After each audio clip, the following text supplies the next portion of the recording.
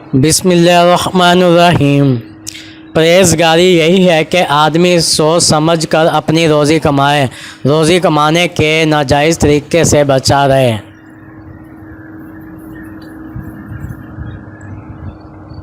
جب تو کسی کام کا ارادہ کرے تو اس کے نتائج کو سوچ لے، اگر اس کا نتائج برے ہو تو پرہیز کر۔ سچائی کی کوشش اور جھوٹ سے پرہیز کرنا نہایت اچھی خصلت اور بہترین ادب ہے۔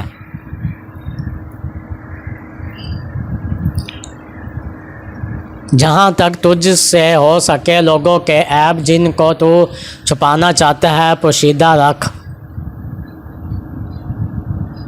حقیقت میں تیرا بھائی وہ ہے جو تیرے لغزش اور غلطی کو معاف کرے۔ شریفوں کی سزا، کمینوں کی معافی، یہ وقت بھی آئے گا۔ غضبناک، حاسد اور کنیہ دار، یہ تینوں اگر کسی کو سزا دیتے ہیں تو اس سے پہلے اپنی جان کو رنج و مصیبت میں ڈال دیتے ہیں۔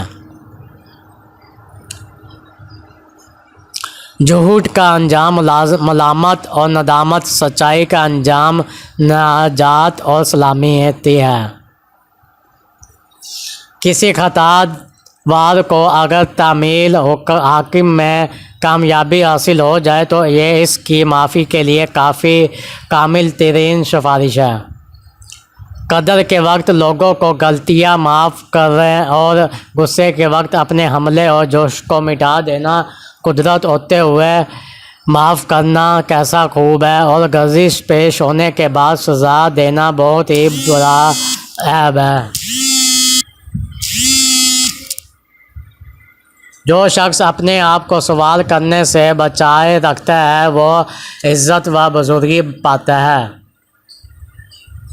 جس انسان کے اخلاق خراب ہوتے ہیں وہ اپنے آپ کو ہمیشہ عذاب میں مبتلا پاتا ہے۔ جس میں ادب نہیں ہوتا اس کے خاندانی شرافت پر دھبا لگ جاتا ہے۔ جو آدمی اپنے راز کو محفوظ رکھتا ہے اس کو اپنے کام کے متعلق اختیار رہتا ہے کہ اسے جس طرح چاہے کرے۔ جو انسان اپنی راہ پر مغرور اور خوش رہتا ہے اس کے دشمن اس پر غالب آ جاتے ہیں۔ جو انسان اپنے بھائی بندوں کی ادنی غلطیوں پر ان سے کنارہ کشی اختیار کرتا ہے اس کے دوست کم ہو جاتے ہیں۔ جو آدمی نسب اور خاندانی شرافت میں گھرا ہوا ہو وہ اپنے حسن ادب کے طفیل سے بلند مرتبہ حاصل کر سکتا ہے۔ جو آدمی ادب نہ ہونے کی وجہ سے مرتبے میں پیچھے رہ جائے وہ اپنی خاندانی شرافت کی بدولت آگے نہیں ہو سکتا۔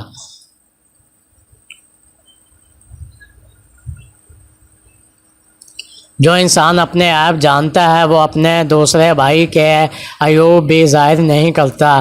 جس شخص کا دل اللہ پاک سے غائب رہتا ہے اس کے دوسرے اعضاء میں بھی عجز انصاری کے آثار نمودار ہو جاتے ہیں۔